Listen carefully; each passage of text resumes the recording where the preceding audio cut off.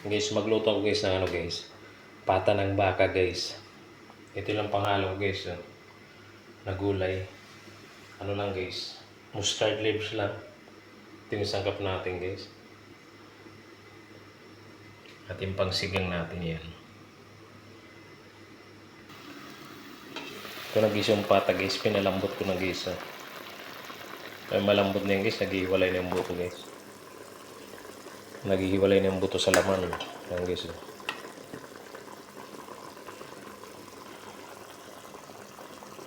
Pwede natin ilagay yung sangkap. Pero kailangan natin dagdagan ng sabaw kasi patuyo na. Ayan guys, lagay natin yung sangkap guys. Tuluya. Tapos sibuyas.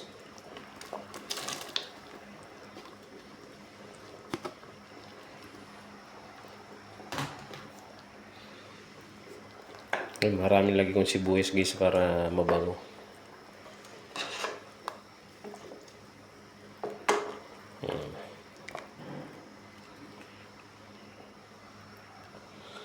Ilagay na rin natin guys yung daon ng laurel.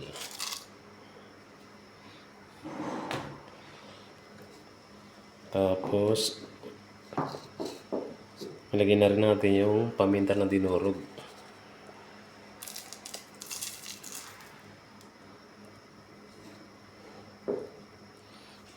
Lagyan na rin natin ng dagdagan natin yung asin kasi may asin na kanina pagpakulo ko guys. Kaya lagyan ko lang kaunti, pwede na to.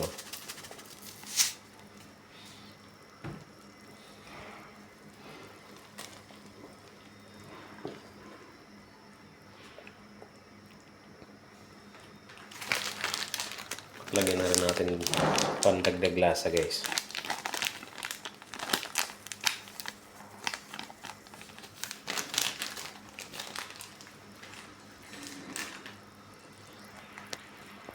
Tapos takpan natin saglit, pakuloy natin bago natin lagyan yung gulay.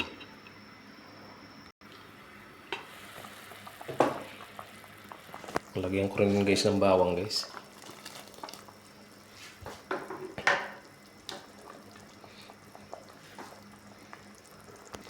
At ilagay na rin natin yung gulay.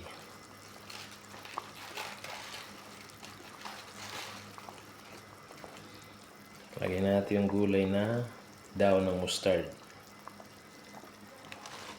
Ayan guys.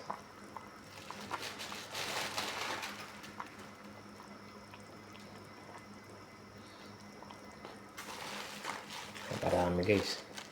Pero pag ano yan guys, bumababa na yan guys. Kunti na lang yan. Takpan muna natin.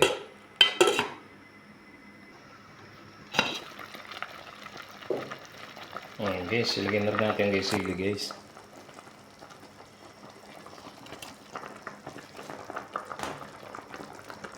Tikman muna natin kung okay na yung lasa niya.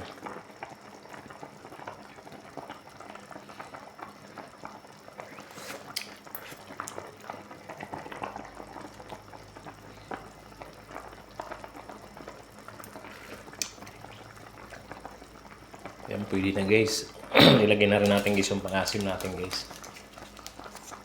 Lagyan natin yung pang-asim natin.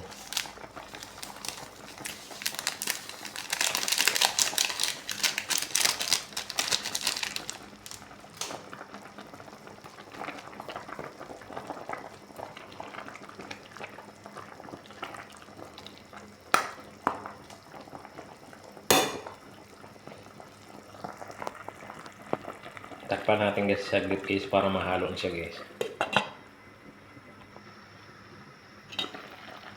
Ayan na guys. Luto na yan guys. O yan. Sinigang na pata ng baka mga idol. Ayan siya guys. Pata ng baka.